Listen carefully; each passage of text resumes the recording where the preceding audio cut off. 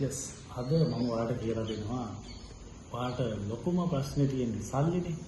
සල්ලි සම්බන්ධ වෙන වචන. ඔයා සල්ලි ගැන මේවා දන්නවා නම් ඔයාලට සල්ලි එනවා. ඔයාලට සල්ලි එන ක්‍රමයට අදාළව වචන ටික තමයි මම ඔයාලට කියලා දෙන්නේ. අපි සල්ලි කියපු ගමන් ඔයාලට ඔළුවට එන වචන මොනවද? සල්ලි කියපු ගමන් ඔයාගේ ඔළුවට එන වචනය තමයි money කියන වචනේ. money කියන්නේ සල්ලි.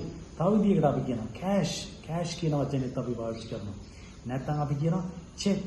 ඒ check එක හරහා ඔයාලට එන්නේ සල්ලි තමයි. right. මෙන්න මේ ඉඩියම් එක ඔයා දන්නවද කියන්නේ?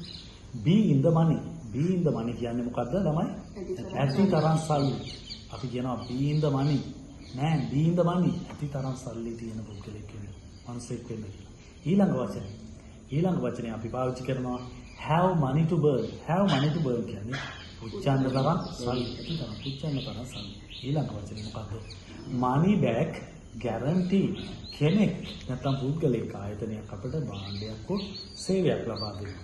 එය අසාර්ථක වුණොත් ආයතනයේ පුද්ගලයා බැඳී සිටිනවා මුදල් ආපසු ලබා දෙන්න. ඒකට අපි කියනවා money back guarantee. ඊළඟ එක මොකක්ද? money bags කියන්නේ ඇති තරම් සල්ලි තියෙන very rich person ට අපි කියනවා money bags කියලා. ඊළඟ එක money box කියලා කියන්නේ මුදල් දාන කැට නැත්නම් ඇත්තටම පෙට්ටියක මුදල් එකතු කරනවා. අපි ඒකට කියනවා money box කියලා. ඊළඟ එක moneyed අපි කියනවා රුවන් is a moneyed man. රුවන් කියන්නේ සල්ලි ඇති තරම් තියෙන පුද්ගලයෙක්. රුවන් is a moneyed man. moneyed කියන්නේ පොසත් කියන්නේ. ඊළඟ money lender කියන්නේ මුදල් පොලියට ලබා දී තවත් මුදල් උපයන පුද්ගලයාට අපි කියනවා money lender කියලා.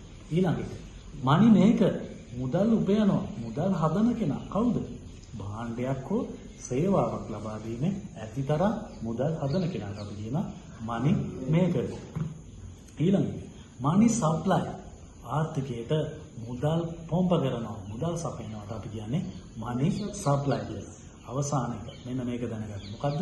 money saving. ඔයාලට කොච්චර සල්ලි තිබුණත් ගන්න. මෙන්න මේ ටිප්ස් ටික දැනගන්න ඕන. money saving tips. money saving කියන්නේ මුදල් ඉතිරි කරන ක්‍රම. money saving කියන්නේ මුදල් ඉතිරි කරනවා. මෙන්න මේ විදිහට ඔයා සල්ලි ගැන සියලු වචන දැනගන්න. සල්ලි ඉවරම දකින්න ඔයා අනිවාර්යෙන් සල්ලි